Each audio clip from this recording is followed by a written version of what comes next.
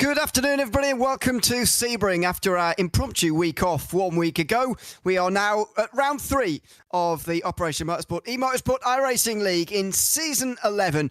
After the first couple of rounds, we've very much settled into this championship at which Ken Copeland has been rather dominating. Time to see whether a new name can maybe put themselves up towards the top, because at the moment, Ken Copeland is not in the session as practice draws to a close. We may well get a new winner for the first time this season. It's myself, Ewan O'Leary, and Darragh Thacker alongside me, with Romero Augustin Cisneros behind the cameras as always. Good to be back, Darragh, after our week off. On to the bumps of Sebring we go, and it looks like it might be a closer race for the win this week than it has been on those two previous occasions. Yeah, Sebring, a track that drivers will know very well indeed, and it's also a good track for this kind of racing and for this style that we're going to see over the course of the entire season. And Daytona and Laguna Seca, very particular, very individual circuit. Sebring, I feel like, has a little bit more of the characteristics that we see at many other racetracks, and even with the bumps, I think it's going to be a good one to really get our teeth back into the championship again. Absolutely. Let's have a look at, for the first time this season, at some championship standings, because after round one, pretty pointless. But we've had a couple of rounds now, and Ken Copeland is leading the way by 12 points over Skylar Vickroy. Third place is Martin Wallace, 4 points in front of Ian Carney. Chris Walsh rounds out the top 5 with Tyler Guillemet, Matt Smotherman, who is here again today and just topped the practice session at sea, and Rodney Campbell rounding out the field. The 8 drivers who have taken part in the Pro class this season. In the Open class, Justin Bessett is leading by 2 points, with Francisco Vega behind. Nicholas Batista is just in front of Carl Shelton, Dustin Wells, Ray Farina Pereira, all very close together, by the way, all those 4 points apart. Andrew Cooper not too much further back either. Tyler Reid, Tyler Manning, and Dan Fendick, who rounds out the top 10 there. Very close in the Open class. Probably the closest, actually, of all of the classes, because it's the beneficiary class where things get a little bit more spaced out again. Tanner Masters leading the way by 7 points ahead of Louis Rios, with John Salada rounding out the top 3. Cameron Lackney and Philip Chartier round out the top 5, with Nolan Uke, David Bell, Cody Durkin, Joshua O'Connor all sort of close together. Then the gaps get bigger, and those who have only been at one round so far, Brandon Mateo, the best of those, in 10th position. Just to give you an idea of who's been filtered into what class, this is how it's done. The beneficiary class drivers are any driver enrolled as an Operation Motorsport beneficiary. We didn't show you the Pro Ben class set standings, of course, because we haven't got too many of them, but they're involved as a beneficiary as well, and also meet the Pro class requirements, which are below. The Open class is any serving military member or veteran not enrolled as an Operation Motorsport beneficiary, any staff member, volunteer or supporter of Operation Motorsport, or other participants on a case-by-case basis as determined by the eMotorsports manager. And the Pro class, indeed, which encompasses the Pro Ben class up ahead as well, of course. Any competition licence holder, past or present, in IMSA, SRO, FEL, or any other similar level series in the real world. An iRacing A-class road licence holder, an iRating of 1900 or higher required, along with a safety rating of 3.99 or higher as well. All of those drivers are put into the Pro class as well. And those are the guys generally that compete up towards the front of our races here in this series. 34 degrees Celsius down on the racetrack. That's 94 Fahrenheit for those of you over in America. And it's 5 p.m. in Sim. Seems to be frozen at 5 p.m. as well, so getting towards the evening time. But not too dark just yet on today's date. Of course, the 16th of September. So into qualifying we go. And sort of partly cloudy conditions, actually, it looks like at the moment as well. So sun not getting into the eyes too much, which is probably a good thing at this stage as well. But it's worth remembering these races aren't too long, to be honest. And so track position does play its role, not in terms of you can't overtake, but it's just not really the time in the races to make up too many positions. And so you need to give yourself as little work to do as possible. I mean, the amount of congestion that we see on the circuit as well, you want to be putting yourself almost ahead of the rest of the pack, especially at a circuit like Sebring. The opening sector, very high curbs. It's realistically the narrowest part of the circuit, and it's where we're often, we often do see a couple of misdemeanors, miscalculations on the opening lap, and you don't really want to be caught up in all of that. If you're further back in the order, the risk of yourself getting involved in those incidents increases. So getting yourself out in front, getting a good start to qualifying is going to be absolutely crucial. And I think these opening lap times, the banker lap times, are going to carry more weight than they otherwise would in most other qualifying sessions. So much traffic about again as well. We had 39 entered in practice, by the way. I'm not sure whether we've had any more pop in just through the back door at the very end, but still don't see Ken Copeland out there at the moment. It's a very, very busy racetrack, even though this is a long track. There's not very much time in 10 minutes at Sebring for you to actually get laps in. So it does mean that you've got to find some track space on, because everybody goes out together, flying out the pit lane together, trying to get as many lap times as possible. And it ends up scrapping for places. I mean, you saw it in that sort of static shot on the way towards Bishop there. Everybody all over the place in terms of finding track position, and some of these first laps will have to be canned because they'll have been, getting in the way of other people, trying to get out of other people's ways. You just see with that Aston Martin there, it's carnage on this opening lap. Yeah, this is a circuit where it's long enough, right? You should be able to find yourself a little bit of a gap, but it's so congested out there that it's almost impossible to give yourself a really good operating window. And when we've got times as varied, as the 2 flat by Mats Motherman and a 2-minute 2.4 from Marie Farina, difficult to really judge how much space you have to give the car in front to optimize your lap in the session. Good amount of gap there for Tyler Manning. He's got loads of room to drive into, and let's see if he can improve on that P5 this time by, but a good lap time all the same. You've got 3 wide across the line. That's not going to help anybody out. Dave Bell at the front of all of that in the 3-1-3 and being overtaken into turn 1. You don't often see this in qualifying, 3-1 to turn 1. Goodness me, you don't see it often in the race either. That was really aggressive, and all of these guys probably feeling, I've got the right to be here. I should be at the front of this group, and everybody else should get out of my way. But if 3 people think that, then there's only going to be one outcome, unfortunately, and that's a battle on the way towards turn number 1, as you saw there. Very interesting and very unusual, as you described, for that to be happening in a qualifying session. Should just remind you, of course, and once again thank the sponsors who make this broadcast possible, starting, of course, with Krautsteig and Michelin, who are our continued partners here at the Operation Motorsport eMotorsport iRacing League, and thanks to them for coming on board again for season 11. As well for Trophy AI, because for season 11 of the Operation Motorsport eMotorsport iRacing League, we're beyond excited to kick off another incredible series of racing with the special partners Trophy AI that we've had for the last few seasons. Returning for season 11, Operation Motorsport beneficiaries competing in the Pro Beneficiary and Beneficiary categories will continue to have access to virtual coaching through our partnership with Trophy AI.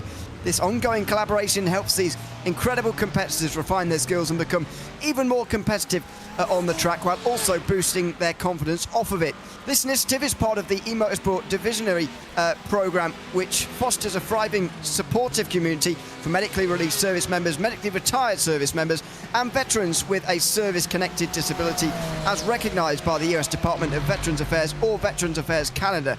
It's a space where participants from active duty to veterans can train and race in an inclusive virtual environment. A big thanks to Trophy Hour for coming on board once again, and to everybody for joining in once again with another incredible season. We've got, as I say, 39 entered for this season.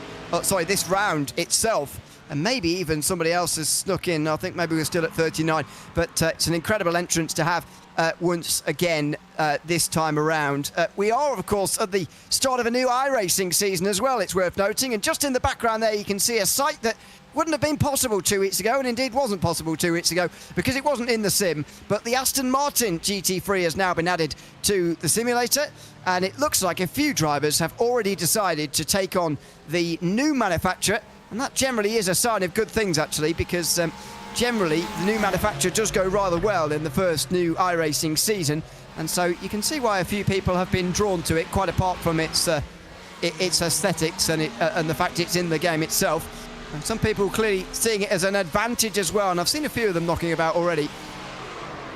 Yeah, and it is good to see, as we see Jacob Gill there, that rear end going around on him as he goes into turn 1.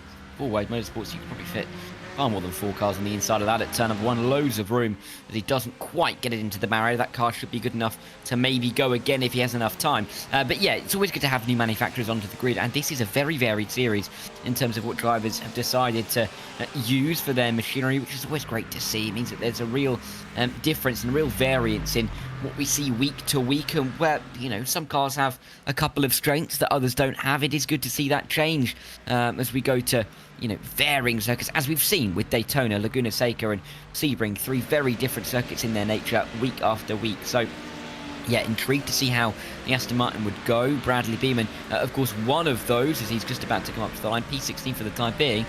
If there's any improvement from Bradley, doesn't appear so. But he's not the only Aston Martin out there, really, by any stretch of the imagination. No, they're certainly not. We'll see how they get on tonight. I suspect that they will do quite well. Obviously, it depends who drives them. But if a top pro name that we've seen from the likes from the previous rounds, takes it on, then I'd imagine it will go rather well. There's Jacob Gilday going for his spin through turn 1 that we saw live. He's in car 4 in the open class, spinning his way through the opening corner in what I would describe as a very Porsche way. Certainly for that Porsche, it's a little bit loose on the rear. There's Matt Smotherman in a BMW. So he continues on with the previous manufacturer, but I mean it's a much closer session. I mean, we've seen Ken Copeland dominate 2 rounds now, and admittedly last week, or the week before, I should say, Laguna Seca was a lot closer than Daytona, which was a runaway. Copeland's been the fastest driver by some distance, so it's going to be a much closer race, it looks like, this time, and perhaps a more entertaining one therefore as well. Yeah, no, you know, I think it'd be great to get one of these big battles at the front of the field, of course. Particularly in that opening race at Daytona, of course, it's stretched out very early on, but it looks like there's a very tight group of cars at the top of the order, and it's going to provide a fantastic, at least start to the race before we get into any kind of strategy, you know, considerations as we run our way through the 40 minutes here. But Smotherman into a 1:59.2. There's not many in the, you know, sub 2 minute category. I think there's only 6 of them at the moment, so yeah, it's an exclusive group, and we'll have to see if anybody else can join them with the checker flag flying now. Down into the final corner, Tyler Manning just being tripped up maybe a little bit by that Aston Martin. I think he's just about left enough space and might even have gotten a bit of a benefit from the slipstream here. Are we going to see an open class driver take pole for the first time overall this season? Oh, we might well do. Tyler Manning goes faster, a 1:59.1, and that might well be good enough for Tyler Manning to take pole here. Who's still out there improving? Francisco Vega, another open class driver, still out there, but I'm not sure he's going to have enough to overtake. Only Gene Kelly is the first of the pro drivers, down in 16th place at the moment, and Vega's actually got over the line already, so he won't be improving any further. It looks like we're pretty much guaranteed now to have an open class driver. There's no, maybe another open driver, but there's no pros left to jump over Manning here. Batista comes to the pit lane. There might not be anybody left to jump over Tyler Manning. It looks like with the checkered flag waving, Tyler Manning has done just enough to take his first pole position of the season and the first non-pro pole for this season. Yeah, and great to have it right at the end of the session as well. No one else really jumping up, actually. As I say, that Jacob Bittel moves into the top 8 with the checker flag flying, as it has done for some time now. So he must have just about started his final flying lap before we saw the clock hit 0. But yeah, Tyler Manning, it's a bit of a checkerboard as well at the top, isn't it? With the top 6 going open pro, open pro, open pro. So it really is going to be an interesting start, with one side of the grid, the front at least being taken up by open drivers, and the other side with pro drivers. Absolutely. Well, that is going to be an interesting start, but this is going to be one of the races of the season so far, it feels like. Although Laguna Seca 2 weeks ago was very good as well. It's a different pole sitter. It's a much closer field. You get the feeling this is going to be a fantastic race. 37 have qualified here. Philippe Chartier and Jacob Gilday both either deciding not to or unable to qualify there. Gilday is one of our drivers inside the top 10 of one of these championships, I'm pretty sure. I said him earlier on in the open class, but now I can't find him because I've looked away. But anyway, it's Tyler Manning who's taken the pole position, and what a lap that was as well from him right at the very end. Alongside will be Matt Smotherman, and as you say, the open and pro sort of very split here. So Mason Cardinale and Francisco Vega on the other side, Charlie Guillemet and Martin Wallace on the right-hand side of the road. Then it starts to split up a little bit with Ian Carney, the pro, then on the left-hand side. Jacob Little then 8th place. Justin Bessett and Nicholas Batista then will share the top 10. Tyler Reid and Mitch Herrick will be on row 6. Chris Glandon is a beneficiary driver, I think, taking pole actually in that class, ahead of Carl Shelton. Aaron Mack and Gene Kelly will be on row 8 ahead of Louis Rios and Zach Merrill, and all Ford Mustang row 9. Zach Pritchard and Jonathan Labby and then round out the top 20 with Cameron Lackney and Tyler Beeman on row 11. Rory Farina and Nolan Uke are on row 12 ahead of Brandon Mateo and Bradley Beeman. I think he's an open driver, one of our Aston Martins actually. Thomas Godfrey and Andrew Cooper, all Porsche, row 14 ahead of Eric Knight and Cameron Burke, who rounds out the top 30. Outside of that, we've got those who were a little bit down in qualifying. Justin Wells on one side, John Hicks, Thad Weaver, Dave Bell, Dan Fendick. Rodney Campbell didn't get a lap in that represents his pace, and same for Patrick Nolan, 5.8 and 8.3 seconds, 8.7 seconds, off the pole position. Not qualifying was Philip Chartier and Jacob Gilday, as I mentioned. Chartier is on the grid already, so we see the conditions, 15 minutes on, not too much change. Seems to be a couple of holes on the grid as gridding ends. See and report on those when we know who they are and know if that indeed is going to be the case. The pace car pulls away. Bradley Beeman is not there. You can see that hole on the grid up there on the left-hand side. And Patrick Nolan, Jacob Gilday also there. You can see a couple of drivers deciding that pit lane might be the better place to start. I mean, Sebring for me is not a turn one that would give that sort of reaction actually, but clearly the very large field size, the quite narrow circuit, is laying itself to a few people deciding that they're better off in the pit lane starting from there. Yeah, a couple of last to firsts maybe being attempted, but yeah, it's not necessarily. I mentioned turn 2 and 3 up here, where it can get quite tight, and maybe there's a want to avoid that kind of chaos and carnage. But turn 1's quite open. It's very, very wide. You could fit 3-4 wide if you really wanted to. You don't really want to, but it's possible. So it may be a little bit surprising to see a couple of drivers starting from pit lane, but we do get the joy of a full formation lap at Sebring, as we always do. Pace car always starts on the start-finish straight, and it means that it gives these drivers a lot of time to think about how they're going to start this race. Maybe more time than they wanted to, really, particularly if you're starting right at the front of the field. Well, absolutely. It's going to be a very interesting look to the front of this field. I do notice, talked a little bit about it in qualifying, but the fact that, you know, the Aston Martin is in the field again, in iRacing for the first time, I should say, not really any of them taken on by the front guys. So we saw the first glimpse of one bit further down in row 7 or something. There it is on the right-hand side of the picture there. I don't think this race, therefore, is going to be won by one of those Aston Martins. It's a mix of manufacturers, though, up towards the front, and a mix of drivers as well. You've got to remember that the points scored in this series are based on an overall system, and, you know, purely driver classification is the only distinction in this series, which is otherwise all GT3, which means that the field is very disordered and the classes are very disordered throughout. They all race with one another, racing for an overall point system as well, and racing for an overall win tonight. We've got the prospect of an open versus pro battle for the win. Yeah, and that's really what is going to be exciting about this race here. And it's not just limited to that front row, but the second and third row as well. This really is going to be an intricate race, particularly at the start. And, you know, if you just took the grid at face value and we actually see the top 6 run out of, you know, the opening lap in the same order that they will take the green flag in, then we're going to have almost battles for the sake of battles to try and get into position to fight with other drivers in your own class. So that's going to be the difficult factor, I think, here, and also the case of drivers wanting not just to go for their class win, but for the overall win as well, and how they balance that out in their minds and in how they go for this race win. Kind of conundrums that we haven't had to face yet this season, which is why this is going to be somewhat intriguing to see how the drivers cope and how they approach this kind of challenge. Yeah, I'm very fascinated to see how they try to tackle this one now, because of that sort of new dynamic almost. You see the windscreen banners that show the difference throughout the field. Not everyone's got one, but the blue is a pro driver, the red an open class driver, and the green a beneficiary class driver. You can see running down the Ulmann Straight now and into the final turn, ready to start this race after the full pace lap here from Sebring. 40 minutes of racing, as always, in the Operation Motorsport eMotorsport iRacing League. Third round here from Sebring. At the end of tonight, we'll be 1/3 of the way through season 11 already. Pace cars in We're ready to go. Green flag racing here from Sebring. And it looks like we're nearly 3 wide for the lead already. Barely coming through the final corner, those in the background, as the green flag waves out front. It's a dive down the inside from Smotherman, who's trying to take that place away from Tyler Manning.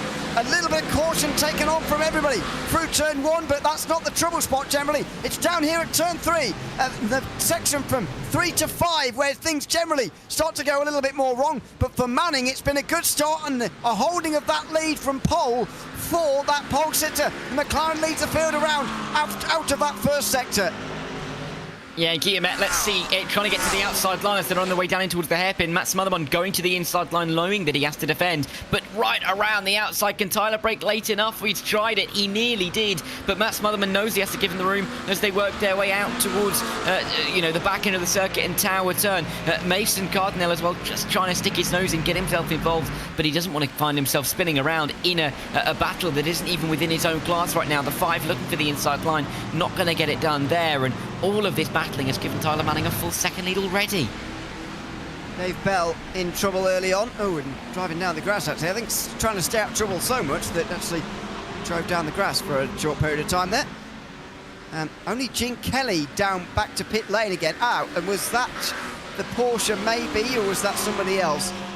We've had a number of others who have been delayed off the start, but anyway, Guillemette and Cardinal battle again. Guillemette actually got past Mason Cardinal immediately off the start of this race, and Guillemette gets that place back again. So Cardinal trying to challenge that. Oh, and gets a run out the corner, in fact. Martin Wallace is right there as well. And he's going to pull alongside in that other Porsche. The pros are starting to get past the open class drivers, at least on this opening lap of the race. And here he comes to the outside line. No, Cardinal keeps 4th place for now and needs to, if he's going to think about chasing down Tyler Manning at some point in this race. Yeah, I mean, they're going to have to start getting themselves together pretty quickly. Matt Smotherman has just disappeared up the road from this battle immediately and, gained another half a second back through the final sector on Tyler Manning. Inside line now, though, can Martin Wallace try and make this one work for him? The 666 trying to keep himself in contention with drivers in his own class. A little bit of connection issues aren't going to help at all, and Martin Wallace is going to get through, and Francisco Vega may have a look as well at the 35 as we work our way through turns 3 to 5, and now back onto this back straight once again. They're just about going to single file their way out, but for Martin Wallace, that was a really important move to make. That was Aaron Mack in the background going for a spin. Just caught the glimpse of it there in the distance through turn 5. And he was sent there, I think, by Zach Pritchard, who's now up to the top 10. Aaron Mack went for a spectacular spin there. He's side by side with Pritchard. He's already making the side-to-side contact. And Mack tries to shut the door. I'm afraid there was not enough of that car in front for him to shut the door, and he's made pretty heavy contact on that rear left. Yeah, not when Aaron Mack needed at all, and of course, just about getting back onto the road without making contact. Easily could have gone much worse than that, and he's now back towards the rear end of quite a long train of cars that he doesn't really feel like he needs to be fighting. And in a short race, only 40 minutes, particularly with this many cars in the circuit, it means that you've got to do a lot of work very quickly indeed. And again, Sebring, long circuit. We're talking about maybe 20, 21 laps over the course of this race, probably more like 20. Opportunities are going to start falling through your fingers pretty quickly if you don't make them work early on. Just a couple of laps of this race gone, and oh dear, Patrick Nolan has been in the wall through turn 1. I was going to say mostly clean start, but there has been 1 or 2 incidents here or there, and Nolan Uke goes for a spin now too. The BMW sideways stranded on the circuit. I think he must have locked that down before he actually hit the wall there, or has he? Well, we'll find out in a moment as he gets back underway. Again, there's Jacob Gill in car 4. Back a bit here to see what happened to Uke. There's probably a story to tell back here. Right in the middle of the pack, by the way. 18th at the time. And that is almost smack bang in the middle. See it going a little bit wrong from the Le Mans chicane, and then he just continues to slide inside, and he did actually make pretty heavy contact with the wall. Yeah, not what he needed at all. I mean, to kiss the wall up towards the turn 1, you really want to be turning left. Probably isn't the best line, and clearly a sign of bad moment. Thomas Godfrey, that would have been a program moment, just about getting around a spinning car in front. And the number 7 making sure that he wasn't caught up in the incident there, which is very easy to do, particularly when a car is just going to hold itself going through that right-hander, because it can just keep itself on the racing line and stick very firmly in the way of everybody coming behind and create somewhat of a blockade. But thankfully, we've avoided that, and we've avoided, pretty much every big incident that we could have had in the opening few laps here. Absolutely. It's not been a big pile-up, which has been positive, certainly. It's been good racing so far as well. We've got a front two who are very close together indeed. Manning and Smotherman. Two different class drivers, but as I mentioned, this is a GT3 series where all the cars are balanced based on BOP, and the drivers aren't separated by that much in many cases as well. So it allows us to have battles for the lead like this one between Manning and Smotherman. Outside line for Smotherman coming into the final corner through Sunset Bend. Manning able to keep that place with relative ease. Here comes Smotherman on the exit of the corner looking for a run. Will he be able to get past here maybe? In towards turn number 1 this time. Tucks right in behind the McLaren as much as he can. And boy, has a look there, Smotherman, but he can't get down the inside. Shaves that wall on the left-hand side, and now he's got to figure out somewhere else. He's certainly applying the pressure, but it's unclear that he's actually quicker at the moment than Manning. He's just there applying pressure for the moment, and this lap car isn't going to help them either. Oh dear. Oh. Word. Getting in the way. I mean, at turn 5, yeah, awful place, and particularly with the flicking as well, and the difficulties that these guys will have had to see that car. Matt Smotherman's going to be less than pleased. He's lost about 2 seconds to Guillemette behind. He's lost a full second to Tyler Manning up in front, and yeah, Manning's just been able to he's been afforded a bit of breathing room to the same distance that he had on the opening lap of the race. Smotherman's just got to do all of that work yet again just to get back into the same position to maybe make the overtake. Yeah, and pretty unlucky, all things considered. Guillemette not that far behind. Martin Wallace and Mason Cardinal pretty close to one another as well.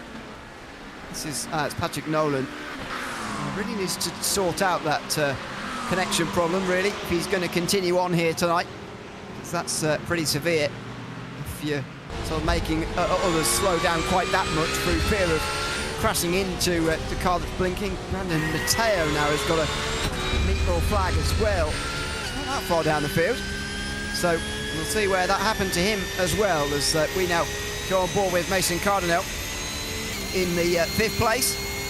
Down a couple of positions from the start, but that's both to pro-class drivers, so you can certainly understand that, and you can understand if he just tucks in here for the next few minutes and uses slipstream and single file, but that was the final corner going wrong a little bit. You heard the lift off there as he just misjudged that. Yeah, and easy to do, and there's so many different lines to take through Sunset Bend, but if you just try and push a little bit too hard, you're going to be finding yourself very, very close to a barrier in a way that is going to make it critical to lift off a bit. This is a circuit that is wide in parts, but then also with the amount of tarmac that you find around this circuit, you find yourself pushing the limits. Oh, there's a car off into the barrier in the background. I'm not too sure who that is. Could be a lapped car. No. It's Sandro Cooper in the open class. Yeah. He's crashed from about 10th place, I think, from this group. Yeah, and that's not good for him, especially at that part of the circuit as well. And from a train that was running quite well in the early stages, not a long way off the lead. I mean, 9 minutes into this race, the top 10 are only split by about 11 seconds, which is not what we've seen in the last couple of races. Oh, goodness me, that was close for that Mustang. Now it was Thomas Godfrey, and Mitch Herrick is in the Mustang just in front, by the way. He was very lucky there to not be collected, but Godfrey was standing his ground. Get the feeling that Cooper was coming across as if to, try and shut the door, but Godfrey was saying, well, I am going to be on this inside line whether you like it or not, and in the end, there was a spin. Godfrey held his ground there, and I think he had a right to do so as well. Cooper was the one trying to shut the door, and again, didn't have the room quite to do so. Yeah, difficult to see how close they were to the corner, of course, but Godfrey was not turning in yet, and was just going to hold his line all the way through that opening corner, and in the end. Lucky, really. I think he'll be pleased to survive. And now might try and get through on the lucky 81, which just about survived that collision a moment ago. Such a tight train. Look at this bunch of 6 cars as they make their way down the Ullman Straight. There's barely anything to separate them as they work their way towards Sunset Bend. Bit of a gap up the road, but inside, outside, which is the best line? The 7's just about going to sneak down the inside line. Godfrey going to get that move done. Lackney going to get to the inside as well, and Mitch Herrick has lost 1. He's lost 2. He's losing 3 and maybe even 4 as well.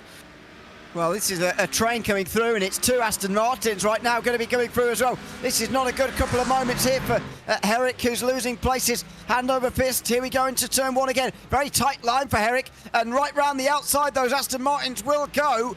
Tyler Reid and Tyler Beeman both coming through, following the likes of Cameron Lackney and Godfrey, who started this all off as well. It's all in this one large group, and I say it all the time in GT3 racing, in groups like this, it can look like it's almost impossible to overtake for lap after lap, but as soon as the door is ajar, a number may well walk through it, and that's what's happened, unfortunately, to Herrick, who's still seeing that continue in the background. Carl Shelton in the other Mustang now looking down the inside, although finally he doesn't go for it. Oh, wide moment though as they work their way through the hairpin, and that's going to give a chance to one of the Astons to make its way through. I believe that was Tyler Beeman. Indeed it was, on Cayman Lackney, as we work our way again towards the right hand. And look, for a moment there was going to be a send or two, but nothing through there. They'll make their way towards Tower Turn now, and we're going to see anybody be able to gain up once again to the back of that number 7 in front, because big contact. And a Tower Turn, Tyler Reid's around. It was a stack up there, and Tyler Reid is the one who ends up spinning around. The McLaren is actually, if Cameron Lackney was pretty much spinning around as well. That was tight. It's one of the Porsches very narrowly avoided disaster. Now, how did this all really start? Tyler Reid sort of on the inside, has a look down the inside, and I think almost feels immediate responsibility for an incident there that is sort of not even fully developed, but he stops on the apex trying to sort of give the place back up again and gets completely rear-ended by unwitting followers. I think Herrick maybe even was the one who actually rear-ended completely, and you know, unfortunately that's the sort of downside of the gentleman's rule, if you like, of slowing down for someone you've spun round. Well, you certainly can't do it just stopping immediately anyway, because that kind of problem will be created. It will, and a couple of drivers paying the price quite severely for that, and it's just opened that group up a little bit more than before. The opposite has happened for the battle for the lead again. Matt Smotherman has gained right to the back of Tyler Manning, and he did it after lap 1 when that gap was about 1.5 seconds, closed it right down to about 1/4 of a second. He's done exactly the same thing. Lost the time because of the lap car spinning through turn 5, and all of a sudden he's back on the leader once more.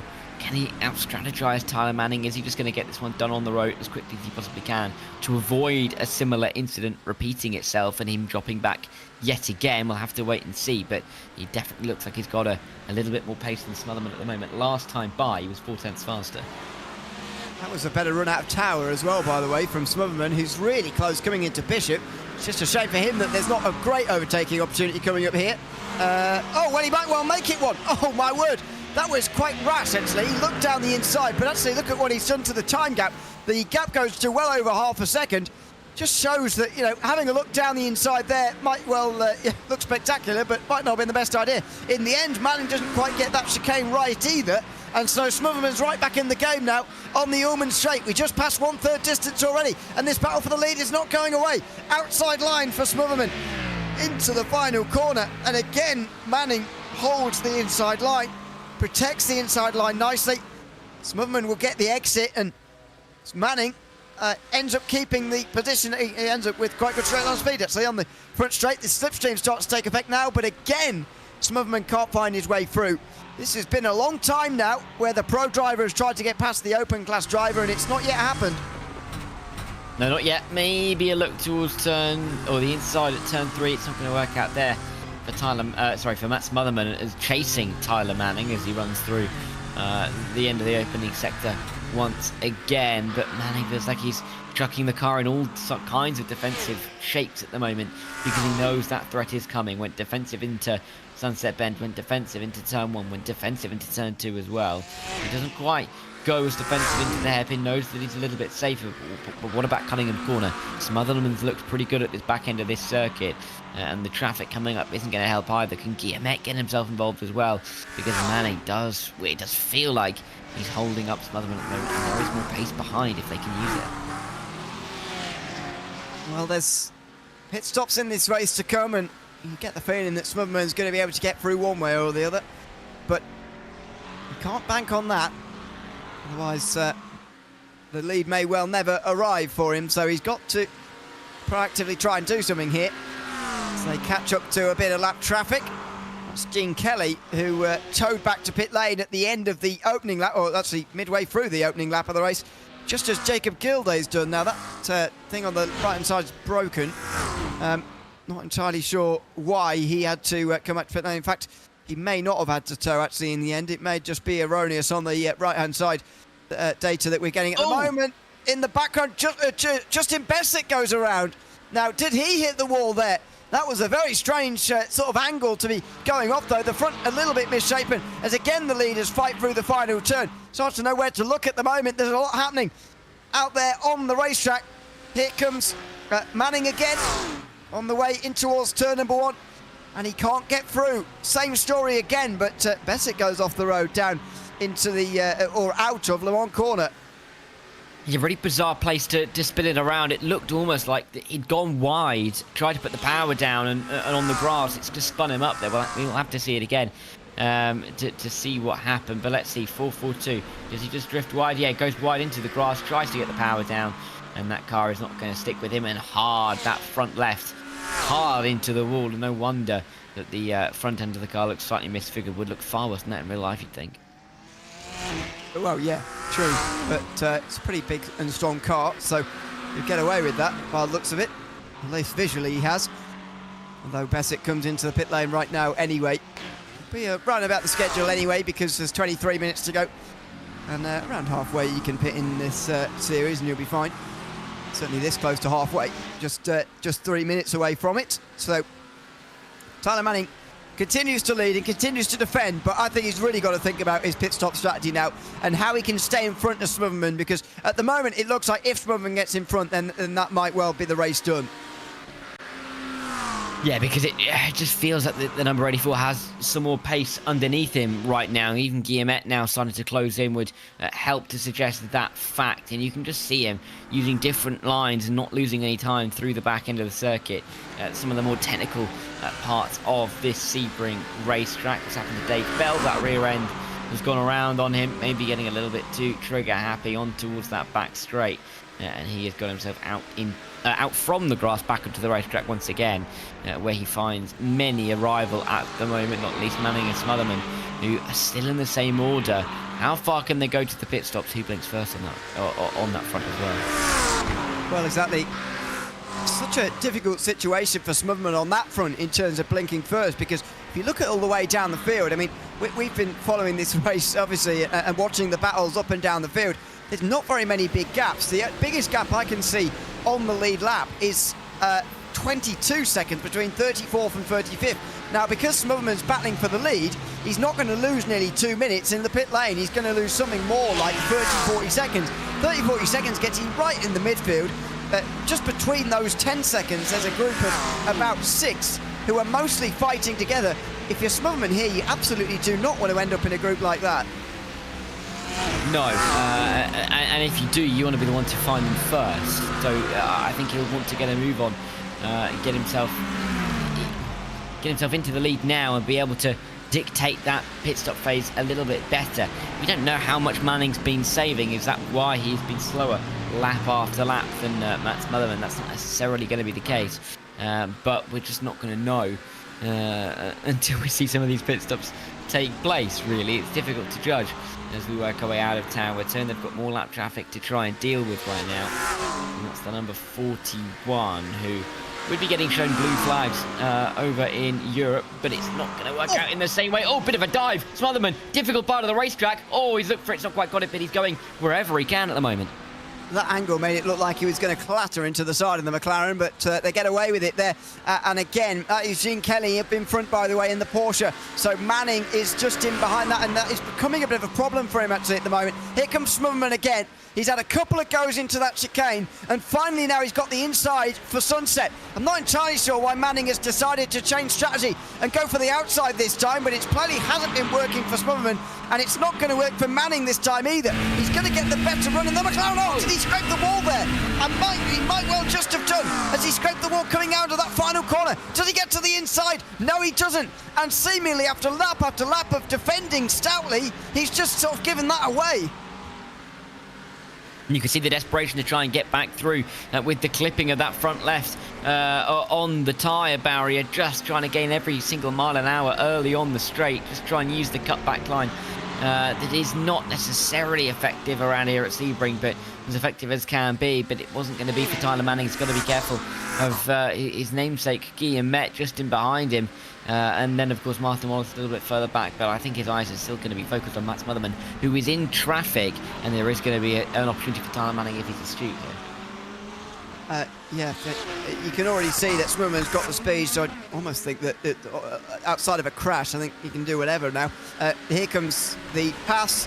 Kelly gets out the way of Smotherman, but not Manning. Oh, that's not going to impress Tyler Manning very much, who loses another tenth or two. I wasn't going crazy, was I? He did scrape the wall there, didn't he? Yeah. Out the final corner. I mean, very weird that he'd even be getting anywhere close to doing that. But anyway, he seemed to be just trying to maximise that so much. And as I say, almost a sense of desperation. But if that's the case, then why wasn't he defending the inside as harshly as he has been for the previous 20 minutes? It seems like a complete change of strategy, and for no real reason at all.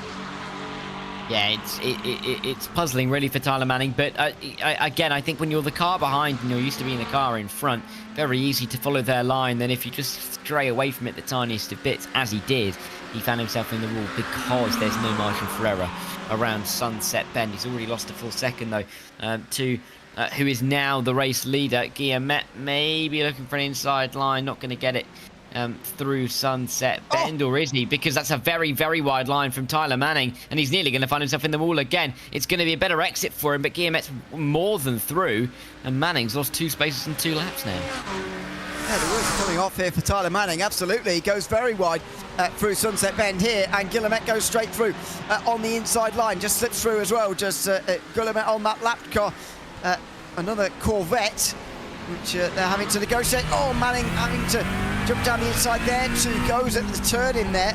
Was that Patrick Nolan again, I think, going a second lap down in this race?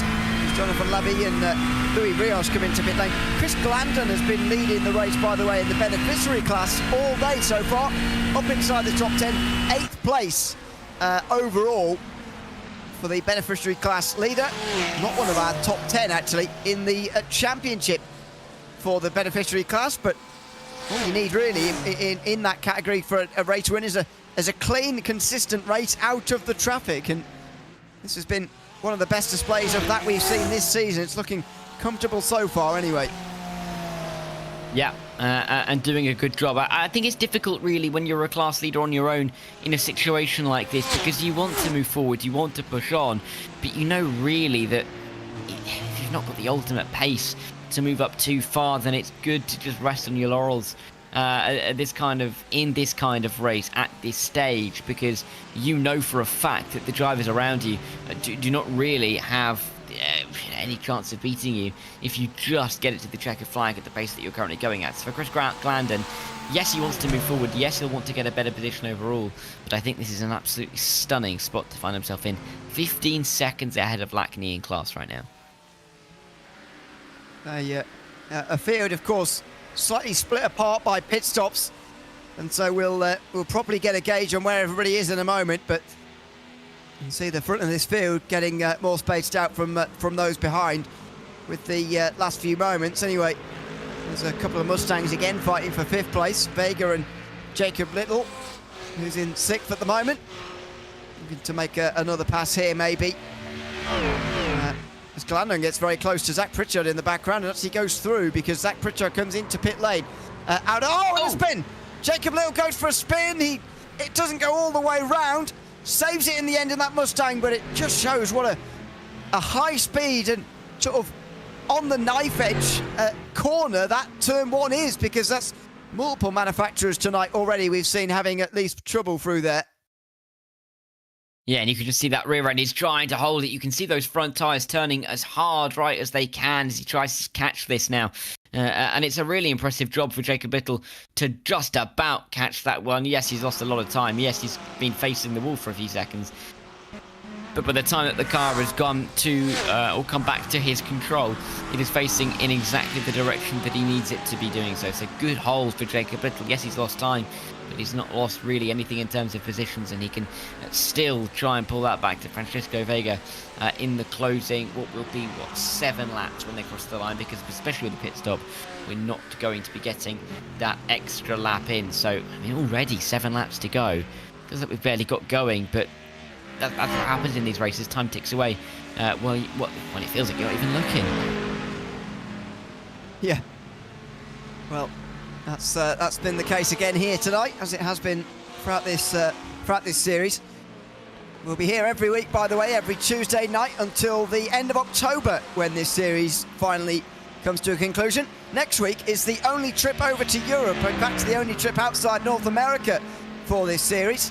The Red Bull Ring will be hosting round 4. And I think if we're going to pick one European circuit to go for on this calendar, then I do support the Red Bull Ring very much. It's a fantastic circuit for pure racing anyway.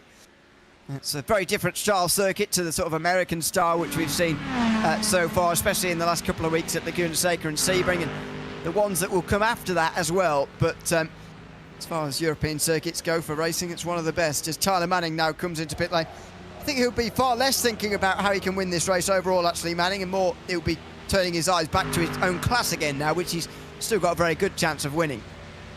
Yeah, I mean, even if he doesn't win the overall race, we're ahead of Smotherman and Guillemette and Wallace, he's still in a good place to win his class, which is a really important result in itself, because realistically, he could beat Smotherman, Guillemette and Wallace, and yeah, he'd take the you take the plaudits, and he'd have the ego boost, really, wouldn't we all? And have the honour of winning the race, but at the same time, it's not going to gain him anything in terms of his points tally in class. So I think trying to work out what's the best way to get himself to victory lane for the open class is going to be key from here. A podium overall is a bonus, but right now, making sure that he beats Francisco Vega and Jacob Vettel has to be the ultimate priority, because if he goes chasing after Smotherman, Guillemette and Wallace for pride and ends up losing sporting points by making a mistake, then he's going to feel extra silly by the end of this race. That, by the way, was not a battle for position coming out of the pit lane there, because Cooper, well, it is a battle for position right now, but Cooper hasn't stopped yet. Oh, and that's going to be upsetting Manning at the moment. A big dive down the inside from Andrew Cooper, and he goes through there, and now it puts Manning into the clutches of someone who has stopped, which is Mason Cardinal. 3 laps ago, Mason Cardinal was in pit lane, and he's in that Porsche right behind now as well. This is the pitfall of pitting a little bit earlier. Manning has gone from a situation of not having anybody around him, running in clean air, to now being in amongst other drivers who haven't stopped yet, and it slowed him down enough to allow Mason Cardinal into the fight, and this now is the battle for the open class win. Yeah, it's really quite tight now as we work our way through the Le Mans corner onto this back straight. Tyler Manning really needs to get this move done quickly and effectively, just to give himself a bit of a settler as we run our way down in towards Sunset Bend. Is there any chance that he gets it done here? Doesn't really look like it, unless there's a big old send in there. Can't really be a big old send into the corner with a very, very limited braking zone. Manning going a little bit wide again. Got to be careful of Cardinal in behind, and into the pit lane comes Cooper. Cardinal will stay behind. But now Tyler Manning has to focus completely on his mirrors, cannot rest on what's in front of him. That's going to be a move. Mason to the inside line, the 35, does he get it done? Not quite. He takes a very tight line to the inside, and in the end Manning's going to have the better run, and let's see if he can run away now. Yeah, Manning's not getting much luck at all at the moment. There's another car appearing in front of him now. Zach Merrill, and a spin! Now it's gone away for Cardinal, because there was a spin there and a bit of contact. Now, how much damage has that given to the Porsche in reality? You can see the aesthetics of it, that's obvious, but what about the actual effect it's going to have on the handling of that Porsche? Has Manning sort of seen the look turn in a big way in his favour in a very short moment there, as Cardinal now gets more traffic in front? Oh, Manning had about half an hour there of traffic going the wrong way for him, and the potential of losing his class lead. Well, all of a sudden that has changed in a heartbeat, and Mason Cardinal is suddenly in big trouble here. How much contact was there really? He was trying to follow Manning through. Oh, he missed the apex there. I think Merrill was trying to almost out the way, but Cardinal missed the apex. You did, and you can see that the contact has created a lot of at least cosmetic damage on that front right, and understandably so. It was a big old hit for Cardinal. He's got a big uphill battle now, 7 seconds back to Jacob Little. But it's interesting to see it will be interesting to see where Francisco Vega fits out in all of this when he makes his pit stop. Guillermet Wallace there into pit lane for their one and what should be their only pit stops in this race with less than 10 minutes to go. Unless there's an egregious mixed calculation on the fuel, because there are 5 laps when Guillermet comes out of the pit lane here. There he goes, pulling to a stop. About 13 seconds, what we're looking at here. He's had a short one there compared to some of the others, only 10 seconds down on the box. That's the shortest stop of anybody who has stopped inside the top 10. Although Justin Bessett and Cameron Lackney have gone shorter than that even, so nothing too much to worry about. Martin Wallace has just gone shorter than that as well just now. So Rui Farina, Matt Smotherman and Francisco Vega are the only 3 drivers yet to pit now. There'll be 4 laps to go when they get to the line. And this is understandable strategy, actually, from Smotherman, because, he didn't want to pit and end up in all the traffic. Now, when he pits, he might actually end up in the lead or come out in the lead. Certainly, if not, he'll come out second with a long way up to Vegas. So he's played this very well, actually, in terms of only really having to pass 1 car today and the lap traffic, obviously, which he can't do much about. But in terms of staying out of the traffic, he's done a very good job of that. Yeah, and I think that's critical in a race like this because, again, you have very little recovery time if anything goes wrong. So making sure that it's clean is critical. It sounds like a cliche, and it is really. As we see Bradley Beamon having his issues down at the Le Mans corner and collecting another car as well that tried to avoid, I'm sure, the Mad Sim Racing driver.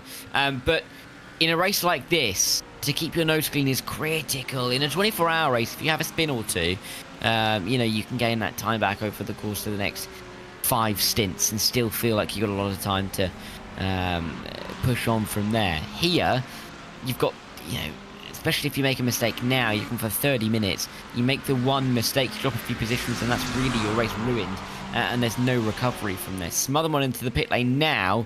Is Vega going to follow him in to give Smotherman a possibility of leading the second half of this race on his own, or will he go through once again? No, Vega will come into the pit lane, and it means it's between Smotherman and Guillermet on the pit exit. There are the final stops happening on the bottom of your screen. Manning with one final important overtake to make, really. Oh, he might even be given the place. Farina, it looks like he was defending there, but he was just actually making sure he could still get to the pit lane, because I'd assume this is the limit, actually, for these guys needing to make a pit stop. That was quite close to Smotherman running completely off the road there. But he gets away with it. And he's got a big lead as well, 5.5 seconds or more over Tyler Guillemette. Coming into today, Ken Copeland was the championship leader. Skylar Viceroy, who's not here today either. Martin Wallace then is the championship leader of people who are here today. Worth remembering that Guillemette and Smotherman have only been at 1 round, so Wallace is going to take the championship lead with another very consistent run. Oh no, and Tyler Manning's gone off. This time he loses his front end. Oh dear, the pole sitter has not had much luck this afternoon. He's gone straight on at 2 and 3, and now he's in all sorts of trouble. He may well have big damage here, and he'll certainly be in a big battle now to even keep his class podium. He will, because Zach Pritchard is right there and ready to pounce in the number 15 car. What happened to Tyler Manning? Does he get collected by the traffic? They're fighting 2 sides in front of him. One goes right. Oh, yeah, he just gets put up in their incident. Nothing to do with it himself. And Zach Merrill will end up... I'm not sure what happened to Zach Merrill, but Tyler Manning himself dropping down to P4. He's behind Zach Pritchard now. There was nothing that Tyler Manning could do in that situation. He's just minding his own business. The cars in front are fighting and have their own accident. Sadly for Tyler Manning, gets collected as well. Oh dear. It all happens very quickly. Oh, and he actually misses the tyre wall there. Not sure that's the tyre wall arrangement anymore, because in real life you would be able to completely ramp up the grass bank there and go into the crowd, but that's not possible. So not sure what's going on there, but Manning loses so many places. He's now behind the beneficiary class leader as Vega and Beeman battle away Francisco Vega was the class leader for a while, but it was when he hadn't stopped yet. Now that he has, he's actually outside of the top 5 as Tyler Beeman gets into 6th place in class and the top 10 overall as well. It looks like he's going to be the first driver in an Aston Martin in this series history to finish inside the top 10 as long as he survives the next 5 laps. Yeah, which is going to be far easier said than done. I think it'll only be, 3 laps when he crosses the line with the amount of time we've got left. But yeah, let's just see if he can get home and get this one done and dusted. Bit of a flick of the lights there as we run our way towards turn number 1. Not really sure what that's going to do in this kind of lighting, but hey-ho, we continue onwards. The number 15, Zach Pritchard, does look like he's closing on Jacob Little. But you've got to remember, with Justin Bissett just there is no room for error because a podium in class is very firmly up for grabs here. What is going on here with one of the Corvettes? I think it's Jacob Gilday. Maybe not. Somebody anyway, almost defending there. I think they didn't want to give up the place before turn 3. Now happy to do so on a longer straight down here towards turn 7, which is fair enough, although Zach Pritchard might have had a different view.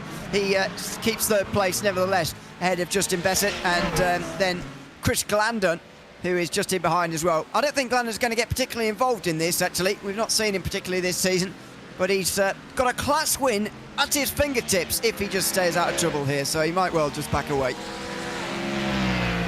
Yeah, you don't really want to be getting yourself involved again. It's like I said earlier, Chris Glandon is doing an absolutely stellar job in this race. What does 7th overall really mean to him compared to 8th when you've got a potential class win on the line? And that's not really something that you want to be throwing away, particularly at this stage of the race with 2 and a little bit laps left to run.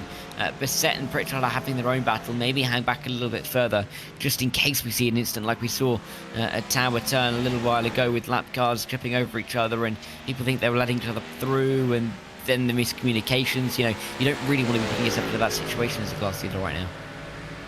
Bissett, oh dear, that was late defending from Pritchard. It was just about in time. I think any later and he would have been seen to be blocking there. Bissett round the outside, and that's a very long way round as well. I don't think he's going to quite manage that, and the better run will go for the Porsche anyway, with that traction that it always has. 2 laps to go, by the way, in this race. Absolutely flown by once again, as they so often do in this series. Another look down the inside for Bissett. He can't get through. Glandon again just sits and watches effectively from 8th place towards turn 3, and there's no way past. Pritchard defending well, but how long can he keep this up for? He needs to do it for another 2 laps. Otherwise, Bessett's going to take that podium from him, and it's going to be a big fight. It is. It's not going to be... Well, no one's going to lay down easily in this one, that's for sure. Pritchard just about trying to hang on here after the difficulties that he's faced in the last few laps. Bissett, just about getting his nose sniffing around, looking to try and find the move. Chris Glandon just sitting, waiting to see if anything unfolds in front of him, really at the back of this train. So just in perception, really feel like he has free rein to go after. Is there contact? I think there wasn't to Cunningham corner. He's found the inside line though. Pritchard has to go the long way around. He'll have the inside line though, and he'll make sure that he stays ahead as they work their way towards Tower Turn. Is there a late send again? Justin Bissett shaping for it, but he can't quite find it. He's got a lap and a third to really make this move stick now. Well, coming up into the final parts of this middle sector again. He's done another good job here, Zach Pritchard, to keep this attack at bay. And normally, the fact that Justin Bissett has an Acura right behind would be an advantage, but Bissett might just be able to park that with the fact it's a beneficiary class driver who is right in behind at the moment.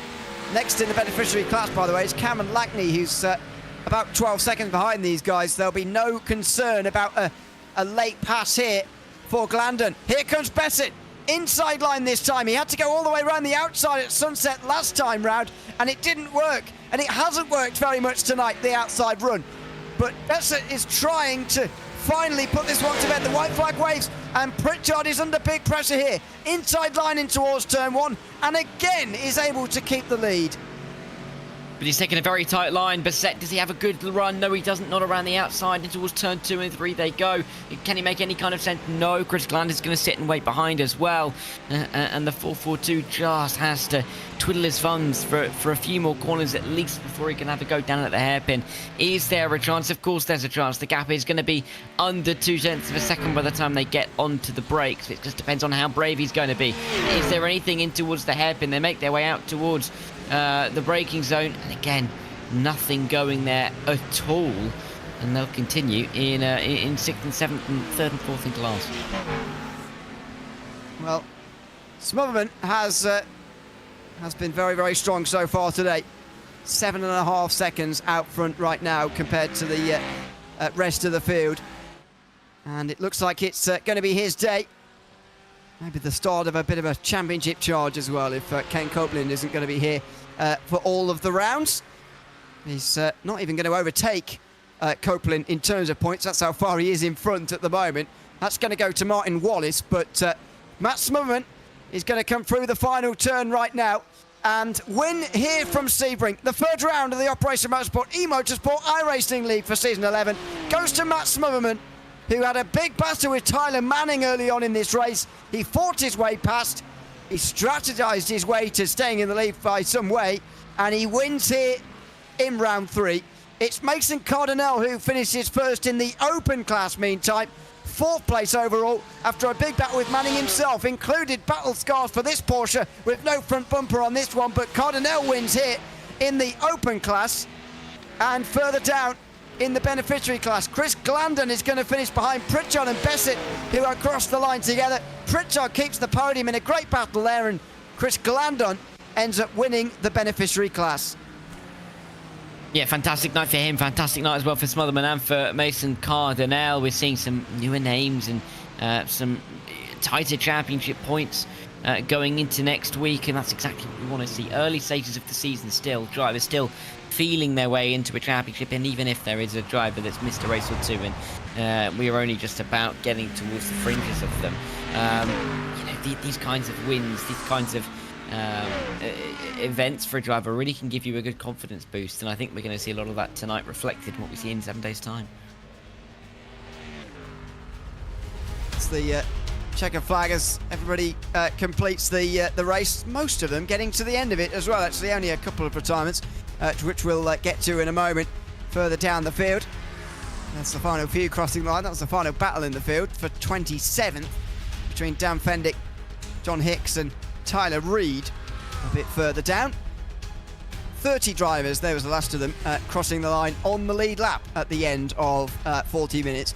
It's Matt Smotherman who wins, though, by 8 seconds over Tyler Guillemet and Martin Wallace, rounding out the top 3. Mason Cardinale wins in the open class with Jacob Little and Zach Pritchard on the podium. Justin Bassett did his best to get onto that podium but couldn't manage it quite. Chris Glandon wins in the beneficiary class with Tyler Beeman and Tyler Manning rounding out the top 10. 11th went to Cameron Lackney, who was second in the beneficiary class with Ian Carney in 12th. Carl Shelton, Thomas Godfrey and Nicholas Batista round out the top 15 with Louis Rios rounding out the top 3 in the beneficiary class. Rui Farina, Bradley Beeman, Francisco Vega and Jonathan Labby round out the top 20. Mitch Kerrick was 21st at Eric Knight. Nolan Uke next ahead of Zach Merrill and Thad Weaver rounding out the top 25. Aaron Mack, Dan Fendick, John Hicks, Tyler Reid in that battle I mentioned a few moments ago. Across the line next. Justin Wells, the last driver on the lead lap.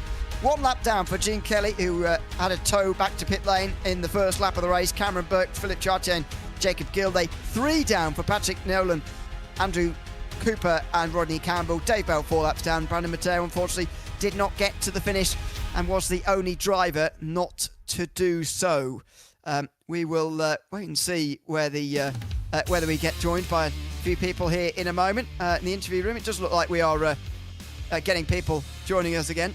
Unfortunately, on my Discord, doesn't seem to be the same for everybody, but on my Discord, the interview room is absolutely miles away, so it takes me a moment to move people around into our booth. But I don't think I can actually either, so I'm going to have to wait for a producer or you, Darryl, if you're able to do it, for somebody to do it, unfortunately. But anyway, we'll have a chat in a moment to the top 3 beneficiary class drivers. We always hear from Louis Rios, at least we have done in the first couple of rounds, and he finished again 3rd in this round here today. With Tanner Masters not here, Louis Rios will probably take the championship lead. But anyway, Louis, welcome in. Good to have you with us. Thanks for chatting to us once again. Third place for you here tonight at Sebring. I must say, we didn't see too much of you tonight. How did you find Sebring? Yeah, tough track. It felt really physical. Pretty wore out right now. Possibly the most physical of the season so far. I don't know, but I mean, well, I'll ask you: was it seen by you as a sort of a big opportunity, maybe to gain some points on Tanner Masters, who wasn't here today? Is that how you saw it coming into today? Yeah, I didn't know that he was gonna miss today. So when I saw that he wasn't grading up, I was like, whoa, I guess I'll get a big chance to pass him here. But yeah, unexpected. In terms of championship points, you will have done, but there's plenty of other strong drivers in this series as well. I mean, Cameron Lackney finished ahead of you today, of course, as I'm sure you know, and finished in the first two races as well, so that'll be quite close between the two of you. How do you feel about your chances in this season, 3 rounds in? I feel pretty good where I'm at right now. I definitely just got to stay a little bit more consistent and maintain the pace that I'm kind of showing right now, and just race a little bit cleaner, because I definitely fell off a bit there after the pit. Well, thanks very much for coming to have a chat with us as always, Louis. Congratulations on finishing third in the beneficiary class here tonight, and we'll, I'm sure, see you again next week. Yeah, thank you guys so much, and thank you to Opmo, and thank you to the sponsors. Have a good night, guys. Thanks very much, Louis Rios there, third place in the beneficiary class here tonight from Sebring. We'll hold on for a moment, wait to see if any other podium drivers will join us here tonight from Sebring. But Darragh, it was a good third race to the season. I guess very different, really, when you've got the championship leader, not necessarily championship leader, but someone who's dominated the first 2 races so comprehensively. To not be here, it really gave a different feel to this third round of the championship. Yeah, and I think it meant that there were a couple of drivers who really felt that this was a good chance for them to maybe jump on the opportunity, and a couple have clearly done so, and they've given themselves a good footing and a good basis to continue onwards in this championship as we move through into the next few weeks. Rebel Ring next week is going to be a track that it's not really technical in its nature. It really is based on how well you can race, and again, I think that's going to be another target for a lot of drivers that they'll circle and think they can get some good points at. Well, big thanks, of course, to everyone who's been tuned in here tonight. It doesn't look like, unfortunately, we're going to get any of other beneficiary class drivers to join us, unfortunately, for a chat. So that'll be just about it from us here tonight. We'll be back again next week from the Red Bull Ring, 8 o'clock Eastern Time, as always, September 23rd. Our only European round of the Operation Motorsport, eMotorsport iRacing League comes to you next week here live on RaceSpotTV. And as I mentioned, we'll be live here every Tuesday night from now until the end of October with this championship. See who becomes champion of season 11. Once again, big thanks to everyone who's been tuned in tonight. I've been Ewan O'Leary alongside Darragh Thacker with Ramiro Augustin Cisneros behind the cameras. We'll see you in 1 week's time for the European leg of this championship from the Red Bull Ring. But for now, from us, from Sebring, it's goodbye.